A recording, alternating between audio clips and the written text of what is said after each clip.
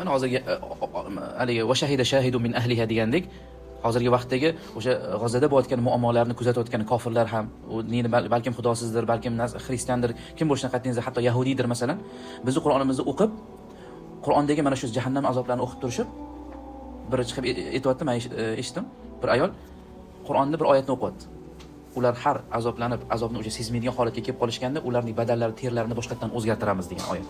Ha? Ko'pchilik eshitganmiz. Innallazina kafaru bi ayatina sawfa nuslihim nara kullama nadijat juluduhum, olovdan, do'zaxdan pishib ketgandan haligi terlari.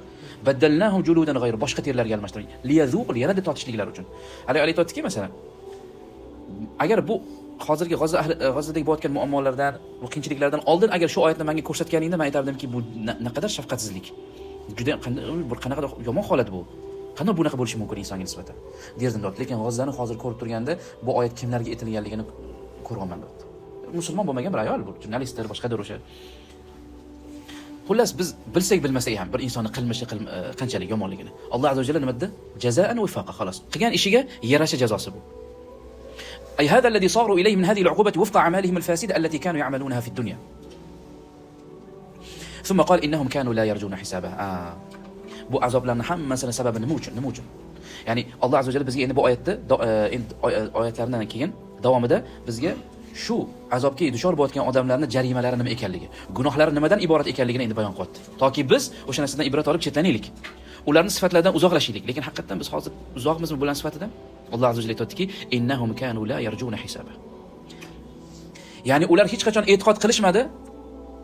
Lam yakunu, ya'ni ular o'ylamasdilarki, biror bir shunaqa kun keladiki, unda Alloh azza va jalla uni hisob kitob qiladi va qilgan ishiga yarasha jazo beradigan kunni ular o'ylashmadi. E'tiqod qilishmadi shu narsani. Demak, bundan ajoyib bir foyda olamizki, bolalar. Adamul iman aw al-ghafla min yawm al-qiyamah yulidu sayyi'at. Yomonliklarni olib keladi. Bilib qo'yinglar, ma'siyatning boshi mana shu qiyomat qoyim bo'lishligiga bo'lgan iymonimizning zaifligidan. Kitob kuniga iymonimiz zaifligidan biz ko'p nima qilamiz? Gunohlar qilamiz, ma'siyatlar qilamiz. Demak, adamul iman bil hisab aw al ghaflati anhu sababun li takathur sayyiat. Yomonliklarning ko'payishligining sababi demak bolalar nima ekan? Bittagina sabab faqat. U ham bo'lsa qiyomat kuniga bo'lgan iymonimiz zaifligidan. Shuning uchun ham iymon nima deb so'raganlarda Jabroil alayhisalom payg'ambarimiz sollallohu alayhi vasallamdan 6 tasini zikr qildilar. Shunda nima dedilar? An tu'mina billahi wal yawmil akhir. An tu'mina billahi wa malaikatihi wa kutubihi wa rusulihi wal yawmil akhir. Oxirat kuniga iymon keltirishlik. Ya'ni qat'iy ravishda bu kun keladi va men hisob kitob qilinaman. Kitoblarim oldimda ochilinadi. Insonlar oldida sharmanda ham bo'lishim mumkin. Va menga ko'rsatiladi va men iqror bo'laman. Hech qaysini birini inkor qila olmayman. Shu darajada menga e'tirof qildiriladi. Ochiq oydin ko'rsatiladi. Esimdan chiqib ketgan joyi bo'lmaydi hech qachon. Har bitta parchasi. Faman ya'mal mithqala dharratin khayran yara. Misqol zarra yaxshilik qilgan odam ko'radi va misqol yomonlik qilgan odam uni ham ko'radi. Topadi qiyomat kuni kitobida.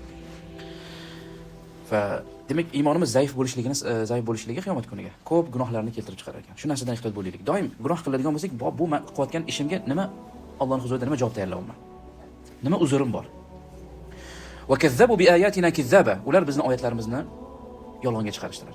Va kanu yukazzibuna bi hujajillahi va dalailihi ala khalqihi allati anzalaha ala rusulihi fayuqabilunaha bit takdhib wal mu'anada wa kizzaban ay takdhiba.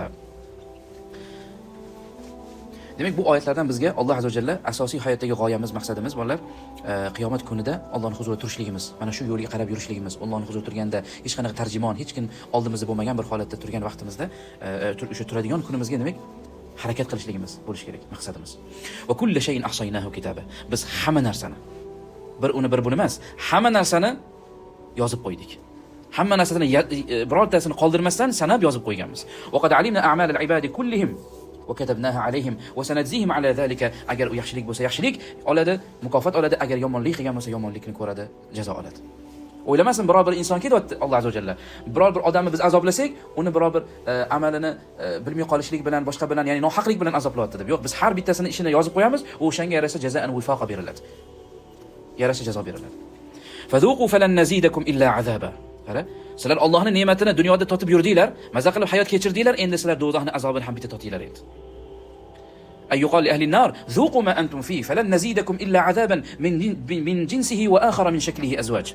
عبد الله بن عمرو رضي الله عنه يتلركي لم تنزل على أهل النار آية أشد من هذه. دوزا أهل أجن bu oyatdan ko'ra og'ir shiddatli bo'lgan oyat nozil bo'lmadi degan ekanlar. Qara, ya'ni ular o'zi shunday ham azobda, ularga yana qaytadan sizlar endi totinglar, sizlarga faqatgina azobdan boshqa narsani ziyoda qilmaymiz degan xitob do'zax ahliga eng og'ir bo'lgan azoblarning biri deydi deb aytgan ekanlar.